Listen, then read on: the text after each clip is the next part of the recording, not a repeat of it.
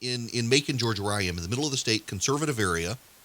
And in this area, the county commission has decided to go along with the tolerance crowd, and they're going to pass what's called a SOGI ordinance. It is a sexual orientation, gender identity legislation. It would prohibit the discrimination against people who are of the LGBTQ plus community.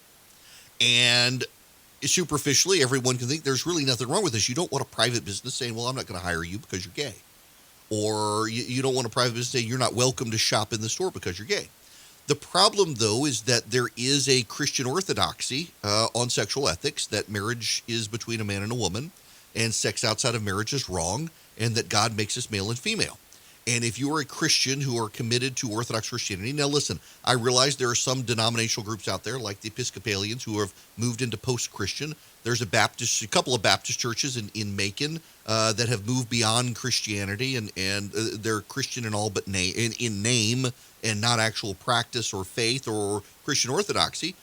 And these groups are out there saying, well, yeah, we should pass this. Well, it's funny. Post-Christian Christians tend to have bought into leftist wokeism, and they want a heaven on earth, where if you are committed to sexual or biblical orthodoxy, you recognize that we're all sinners, we're all fallen, we can't build heaven on earth.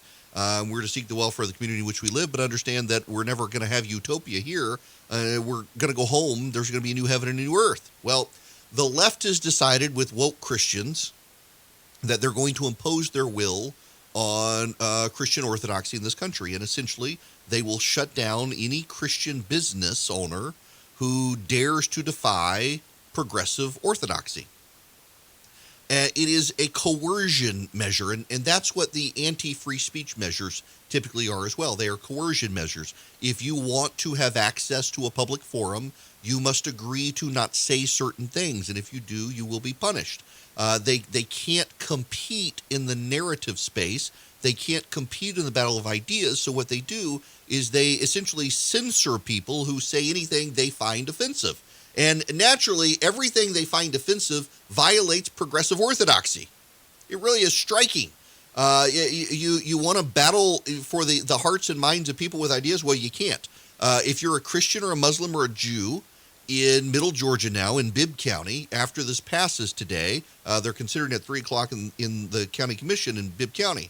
After it passes, I assume it will. It looks like they have the votes to do it. After it passes, if you are a Christian small business owner, you will be forced against your will to conform to progressivism, or they will shut your business down.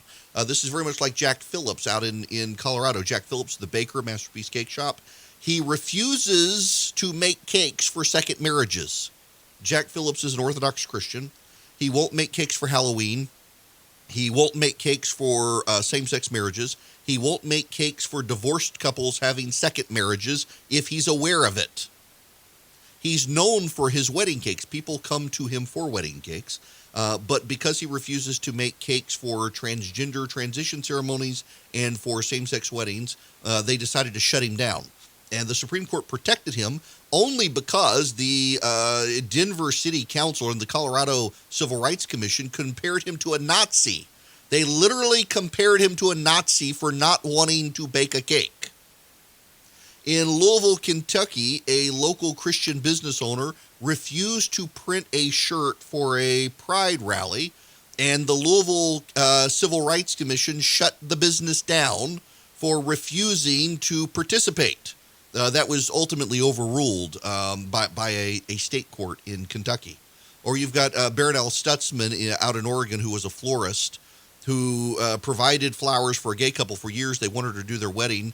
She said she couldn't. She was a Christian. They did not file a suit, but they put it on Facebook, and the Oregon Attorney General came after her, Washington State Attorney General came after her, sued her and shut her business down, and took her 401k, her retirement, and even threatened to sell her dog to get the money to pay the judgment. This is what's happening in America, and it's coming to Macon, Georgia this afternoon at 3 o'clock if the progressives get their way.